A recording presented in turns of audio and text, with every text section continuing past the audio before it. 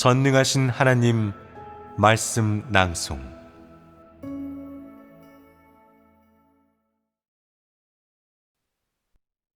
하나님의 성품과 하나님의 사역으로 맺게 될 결실을 어떻게 알아야 하는가?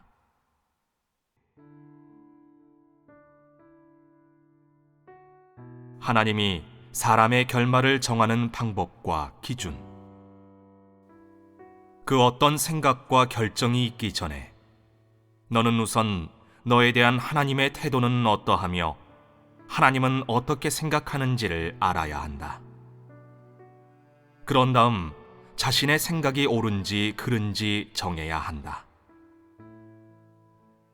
하나님은 지금까지 사람의 결말을 시간을 기준으로 정한 적도 받은 고통의 양에 따라 정한 적도 없다.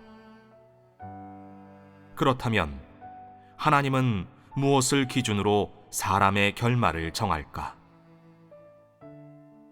시간을 기준으로 사람의 결말을 정하는 방법은 사람의 관념에 가장 부합한다.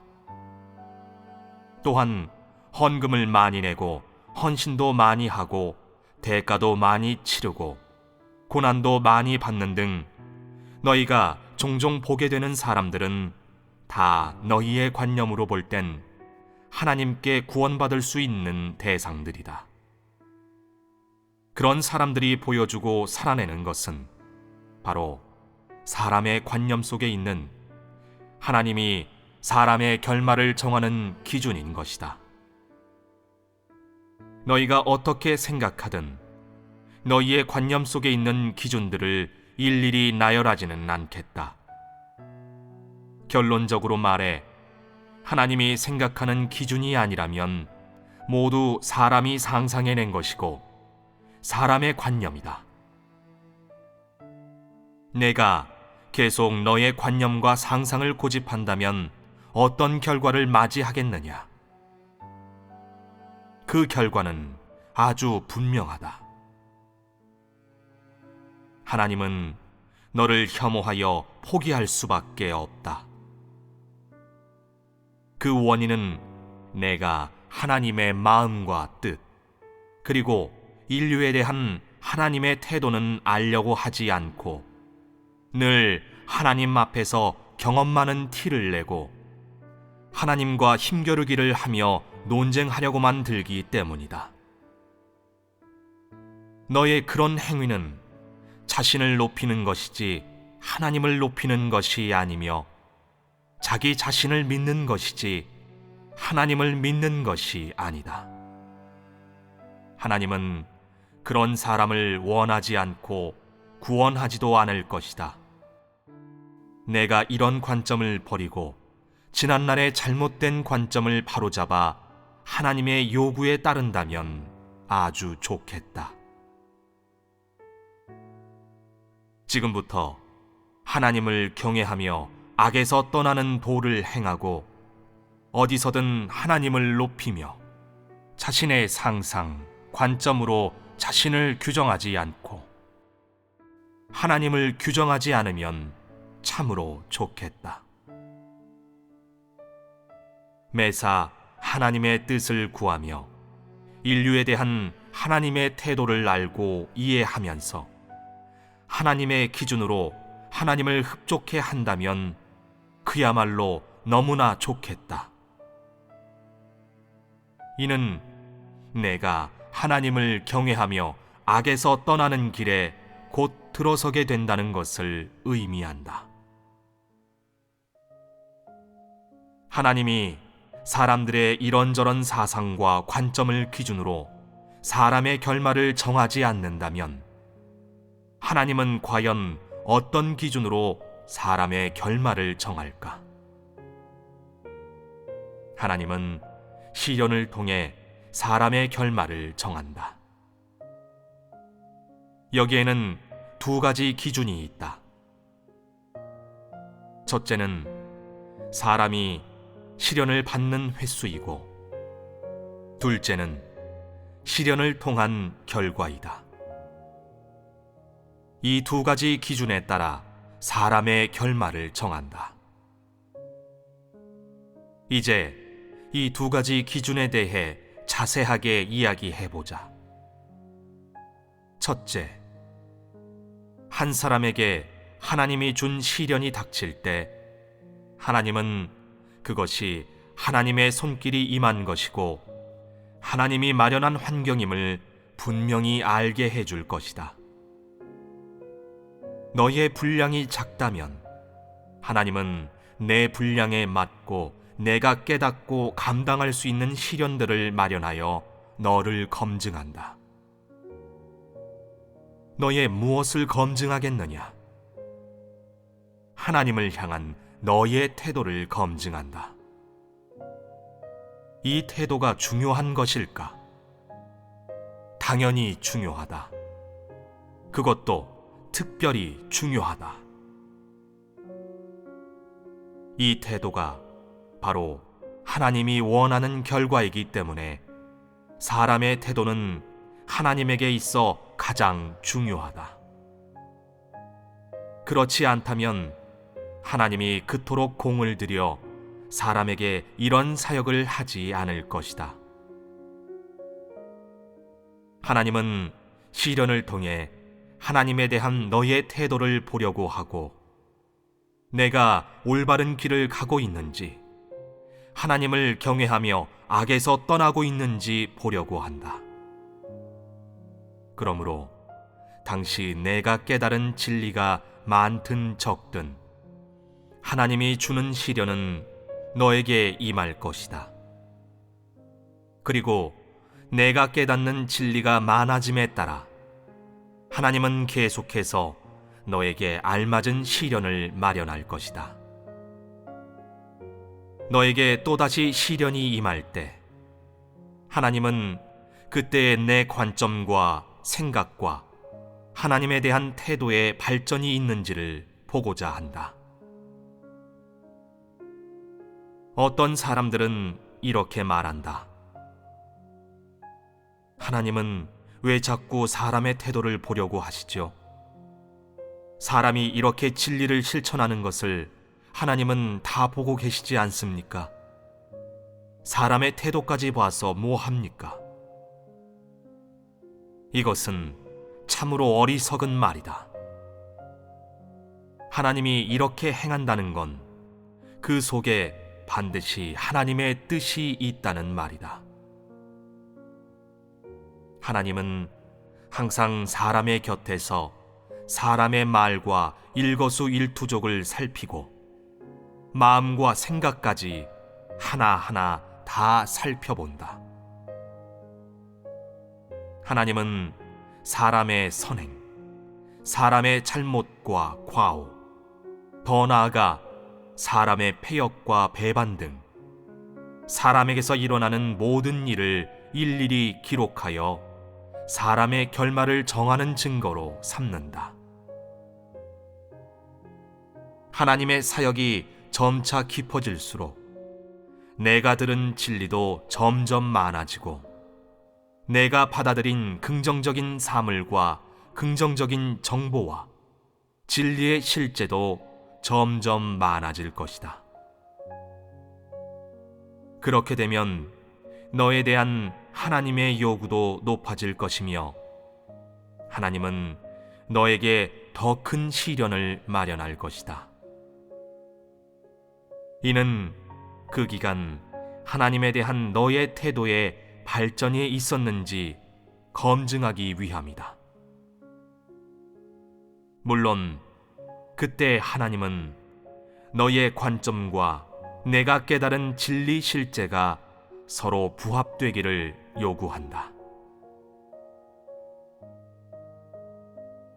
너의 분량이 점차 커짐에 따라 너에 대한 하나님의 요구 기준도 점차 높아질 것이다.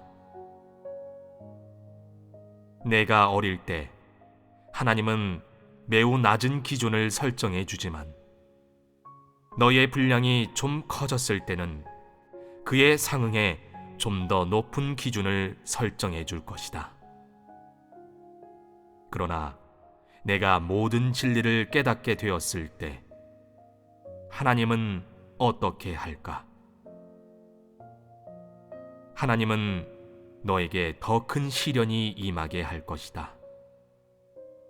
더 큰 시련 가운데 하나님이 얻고자 하는 것과 보고자 하는 것은 하나님에 대해 더 깊어진 내 인식과 진실한 경외심이다.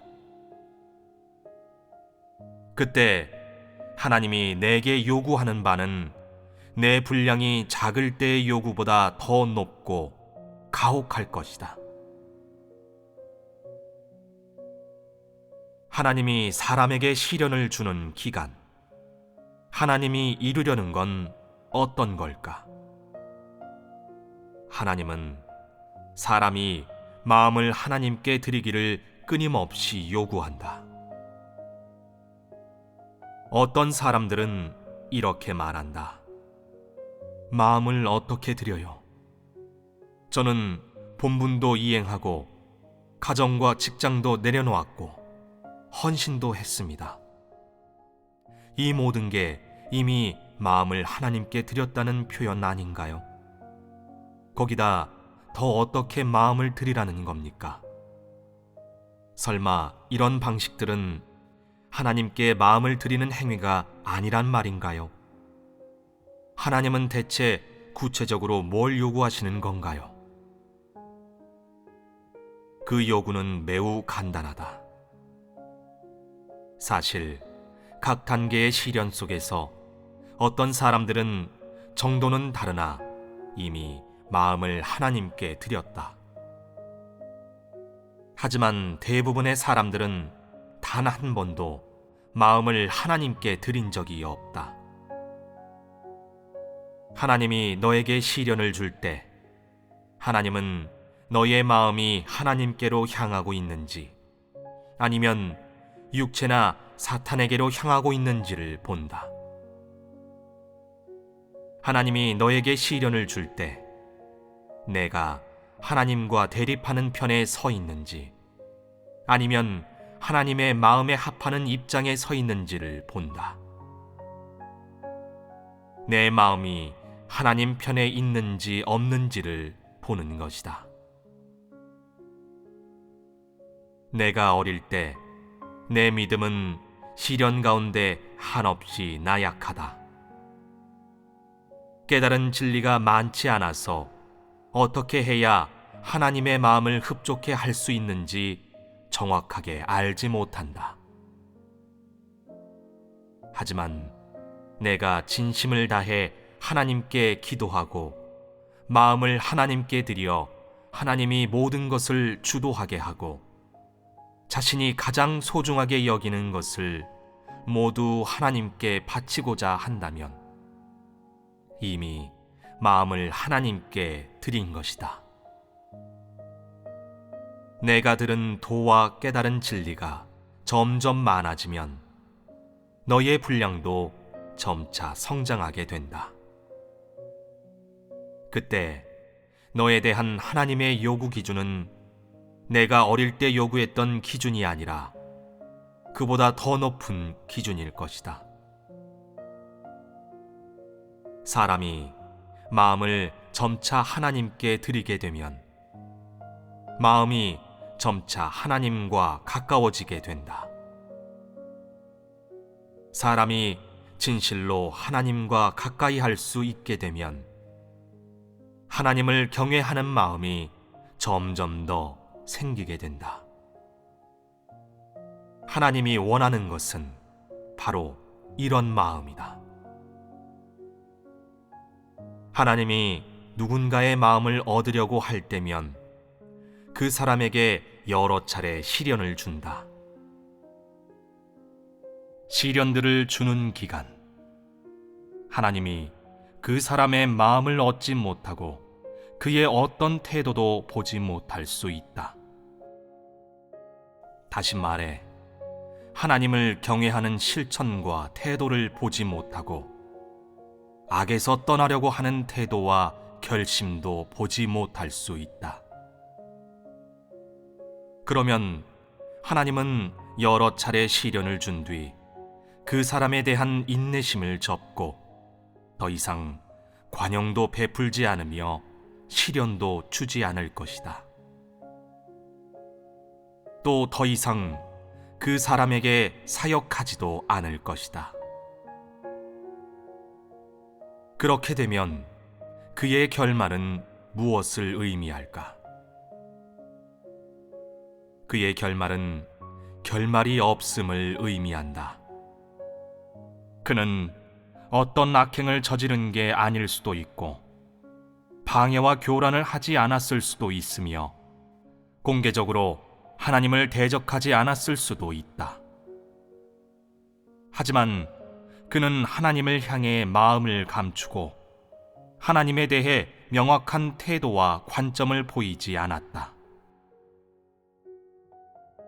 하나님 입장에선 그가 마음을 하나님께 드렸는지, 하나님을 경외하며 악에서 떠나기를 추구하고 있는지 명확히 볼 수 없었던 것이다.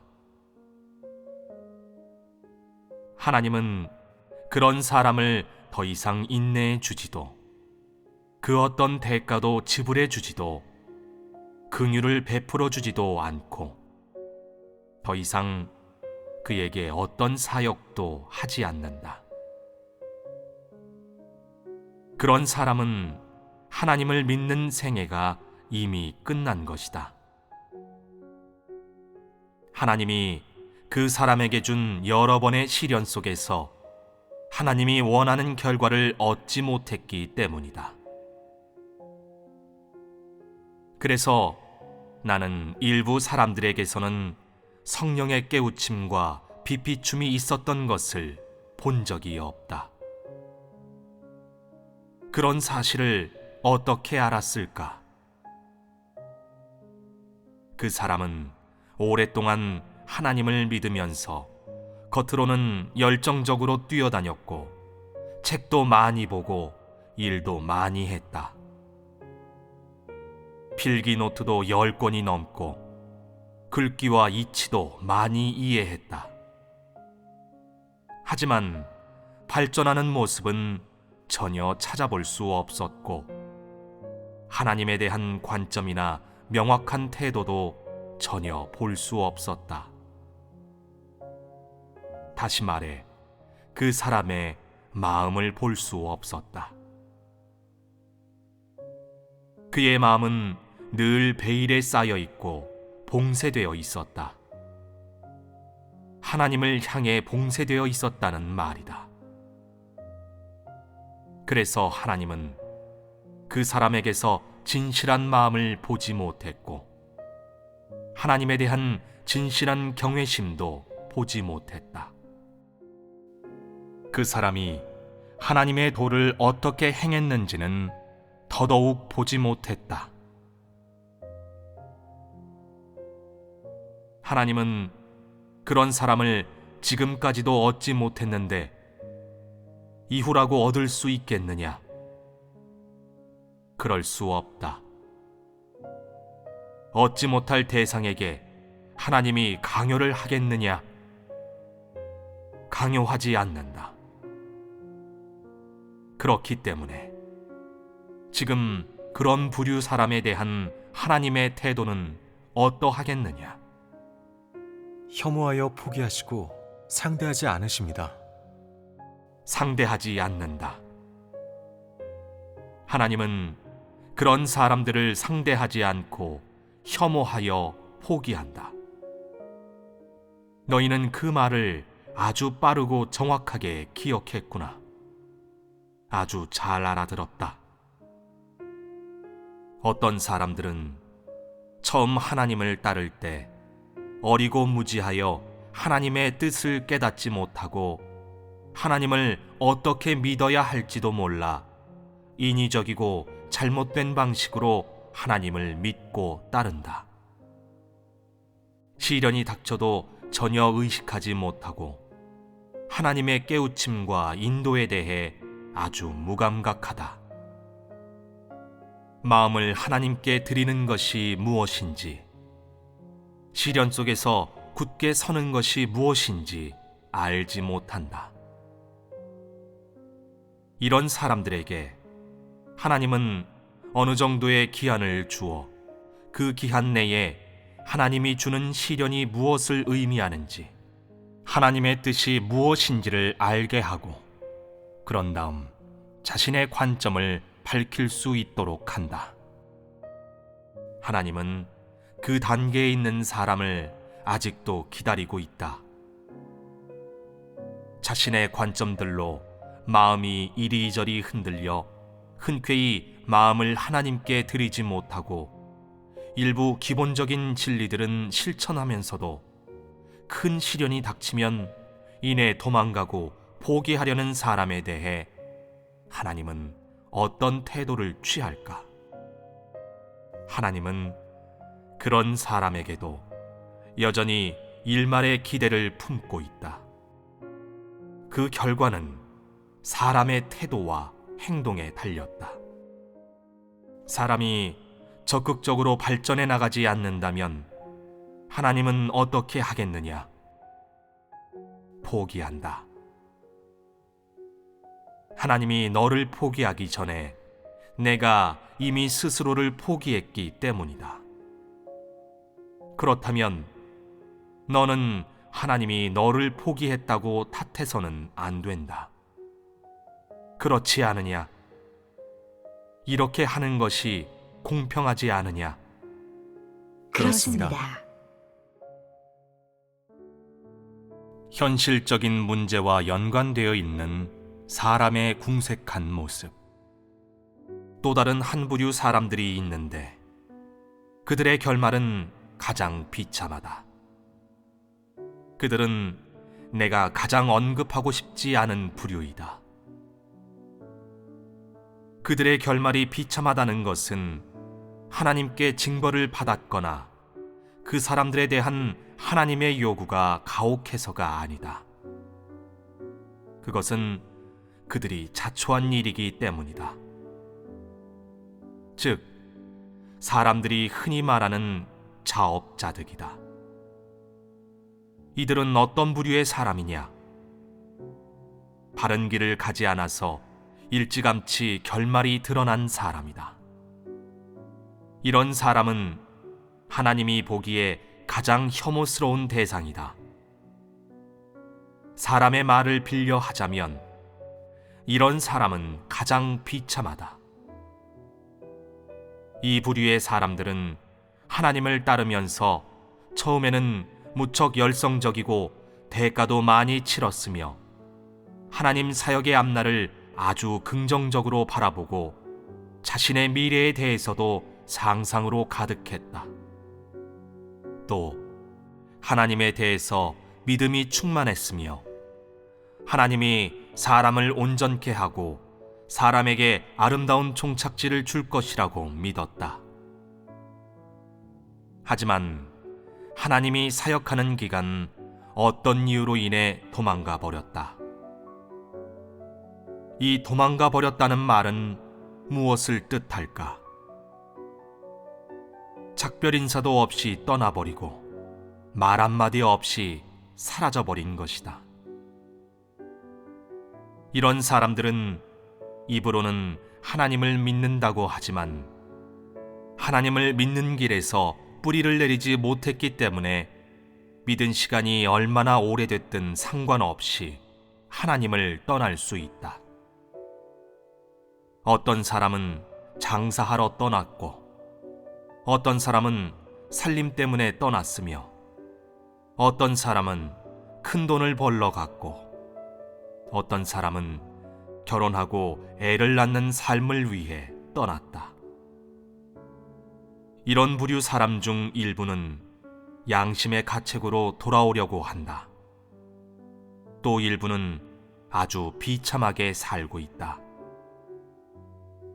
세상에서 오랫동안 떠돌며 갖은 고생을 하고 나니 세상에 있는 것이 너무나 고통스럽고 하나님을 떠날 수 없다고 느낀다. 그러면서 다시 하나님 집으로 돌아와 위로받고 평안과 기쁨을 얻으려고 한다. 계속 하나님을 믿으면서 재난에서 벗어나거나 구원받고 아름다운 종착지를 얻고자 한다.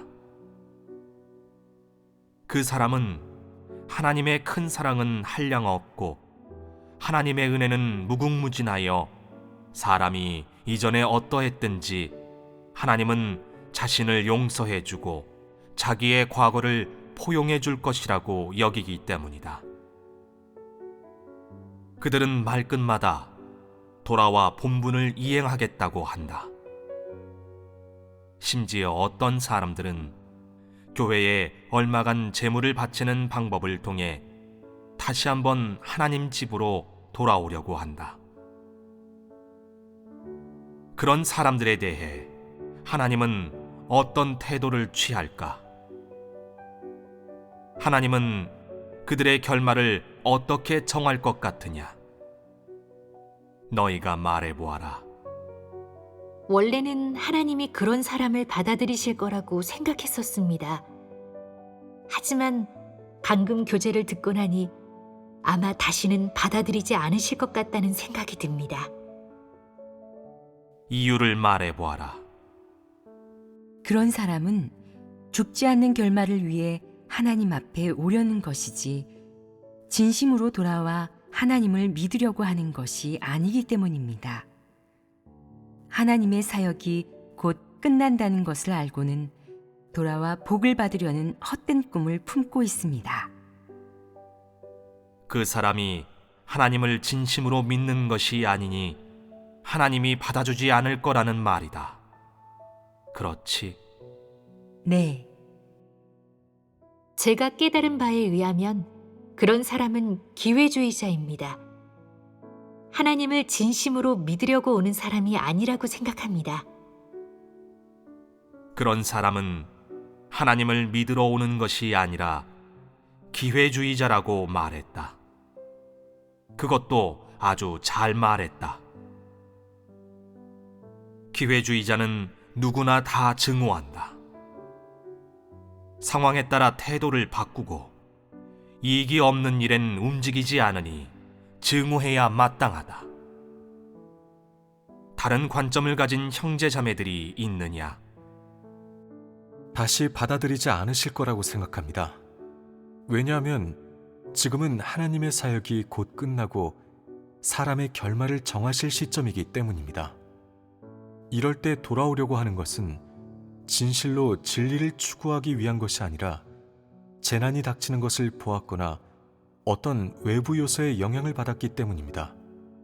그 사람에게 참으로 진리를 추구할 마음이 있었다면 어떤 경우에도 도중에 도망가지 않았을 거라고 생각합니다. 또 다른 견해를 가진 사람이 있느냐? 받아들이지 않으실 거라고 생각합니다. 사실 하나님은 그들에게 기회를 주셨지만 그들이 계속 하나님을 무시하는 태도를 취했습니다. 그들이 어떤 마음을 품고 있든 설령 정말 통회하고 있더라도 하나님께서는 받아들이지 않으실 거라고 생각합니다.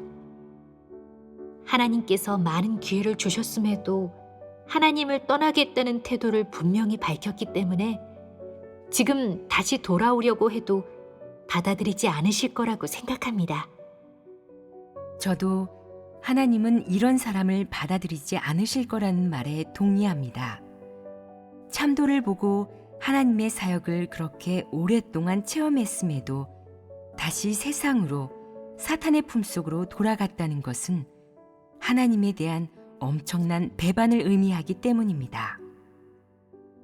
하나님의 본질은 긍휼과 사랑이지만 어떤 부류의 사람을 대상으로 하는지를 보아야 한다고 생각합니다.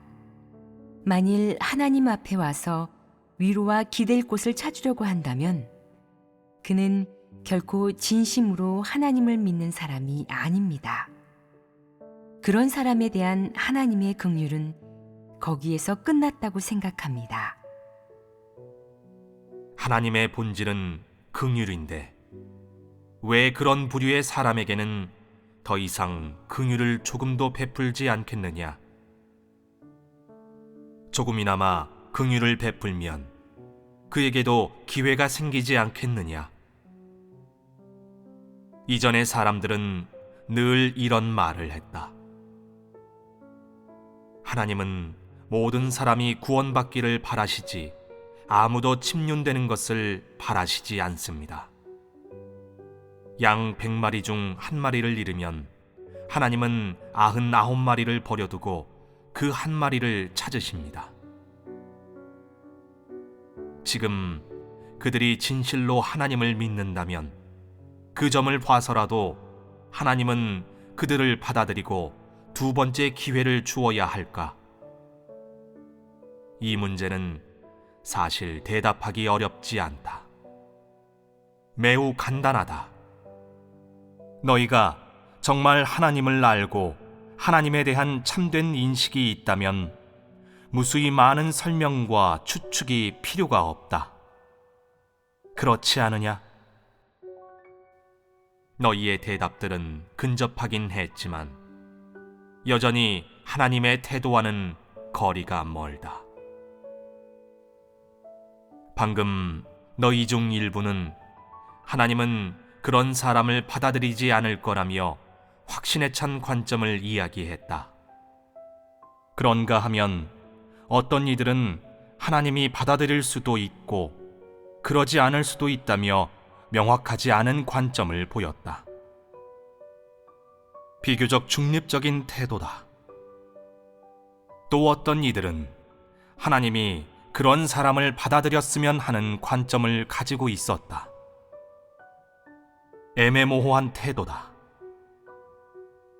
확신에 찬 태도를 가진 사람들은 하나님의 사역이 이제는 끝났기 때문에 하나님이 그런 사람에게 관용을 베풀 필요가 없어져서 더 이상 받아들이지 않을 거라고 생각한다. 비교적 중립적인 사람들은 상황을 봐야 한다고 생각한다. 그 사람의 마음이 하나님을 떠나지 않고 진실로 하나님을 믿고 진리를 추구한다면 하나님은 지난날의 연약함과 잘못을 마음에 두지 않고 그를 용서해 다시 한번 기회를 주어 하나님 집으로 돌아와 하나님의 구원을 받아들이게 할 것이라고 생각한다. 하지만 그 사람이 다시 도망간다면 그때는 하나님이 그를 다시 받아들이지 않더라도 그 사람으로선 억울할 게 없다고 생각한다. 또 어떤 이들은 하나님이 그 사람을 받아들였으면 하는 바람을 갖고 있다.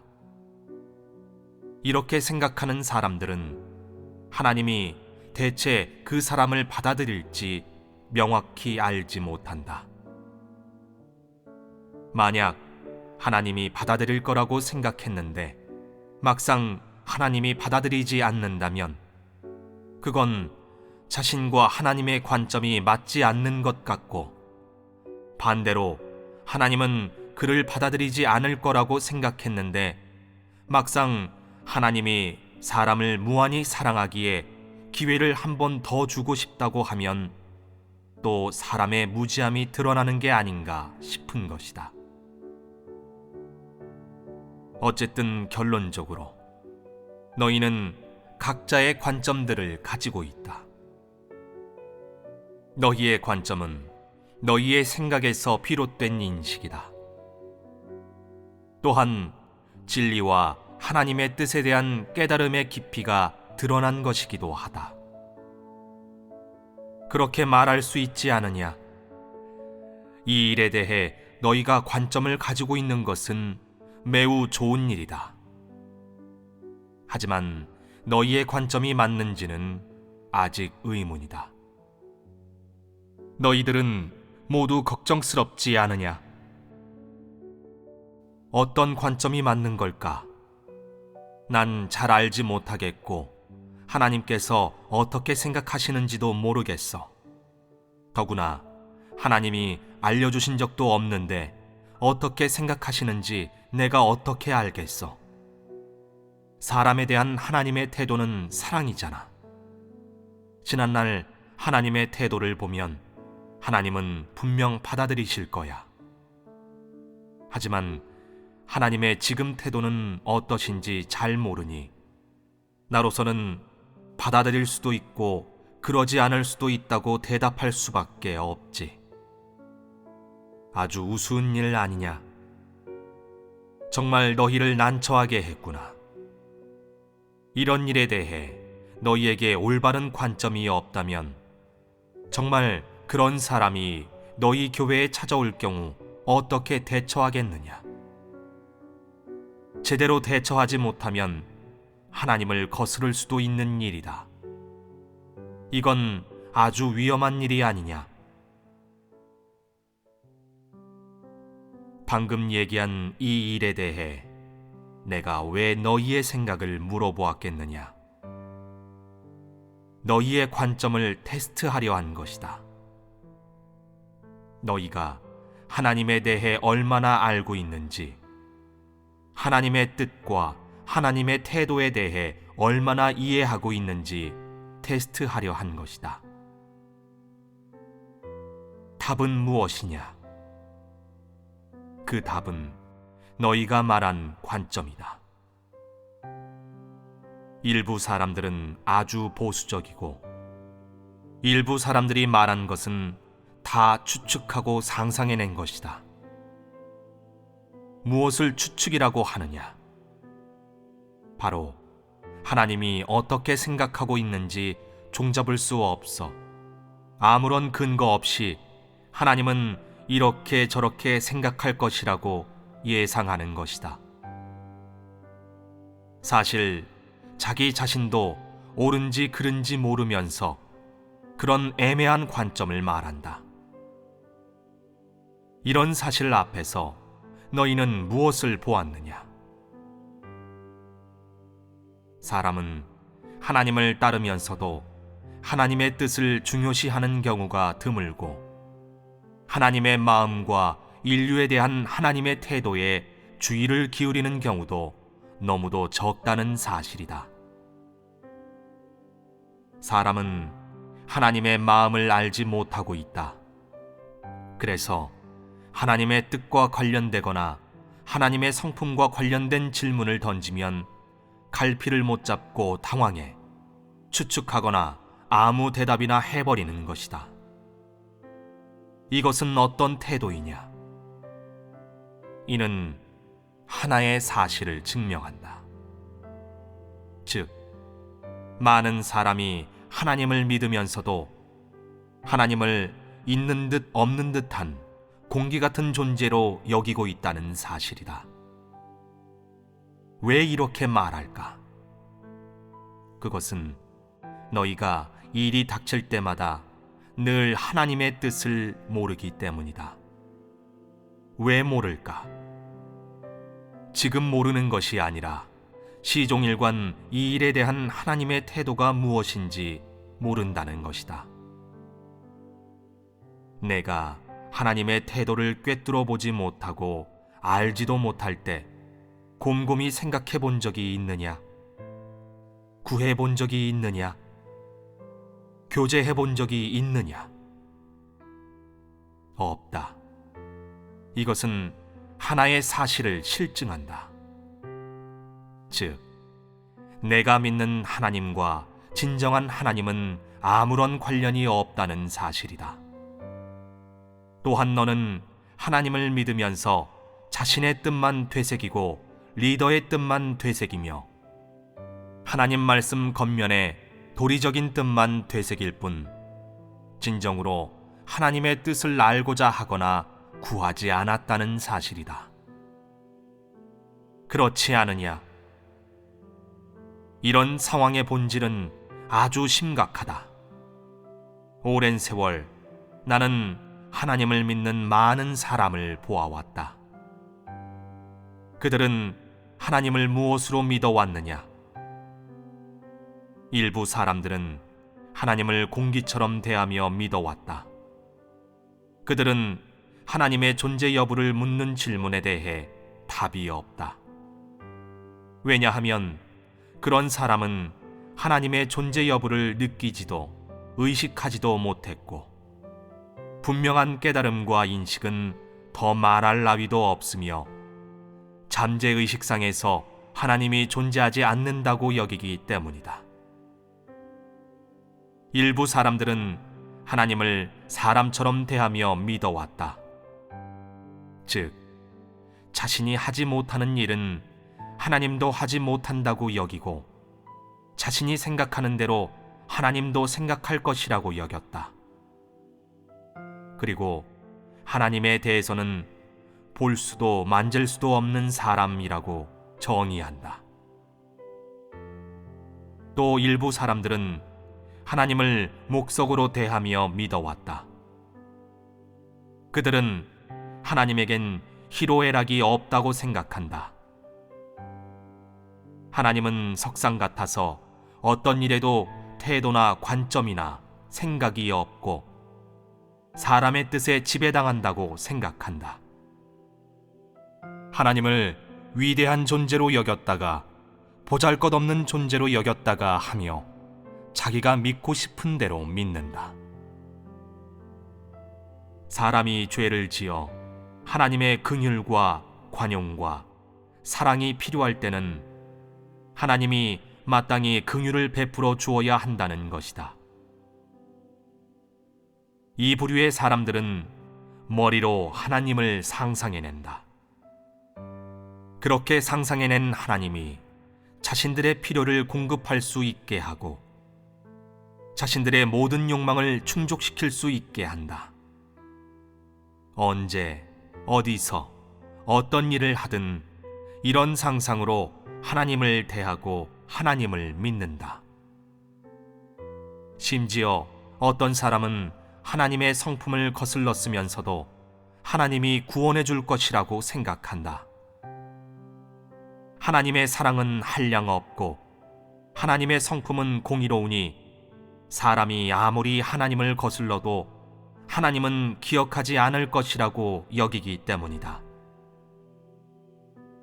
또한 사람의 잘못, 과오, 패역은 일시적으로 드러난 성품이니 하나님은 사람에게 기회를 주고 관용을 베풀고 인내할 것이고 예전처럼 사랑할 것이므로 여전히 구원받을 가망이 많다고 여기기 때문이다.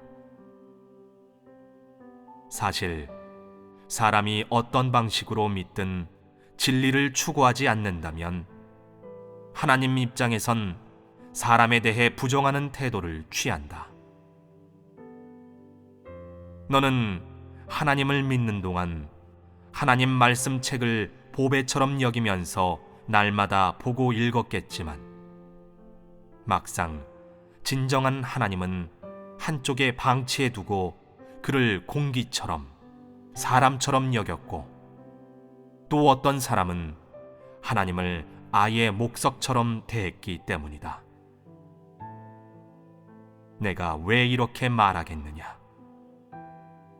내 눈으로 본 바에 의하면 일이 닥치든 어떤 환경을 만나든 너희의 잠재의식 속에 존재하는 것과 내면에서 나오는 것 모두 하나님의 말씀과 무관하고 진리를 추구하는 것과 무관했기 때문이다. 너는 그저 자신이 무엇을 생각하고 있고 자신의 관점이 무엇인지만 안다. 자신의 생각과 관점을 억지로 하나님께 씌워 하나님의 관점이라고 할 뿐만 아니라 그 관점을 준칙으로 여겨 고수한다. 그렇게 시간이 흐르다 보면 너는 하나님과 점점 멀어지게 된다.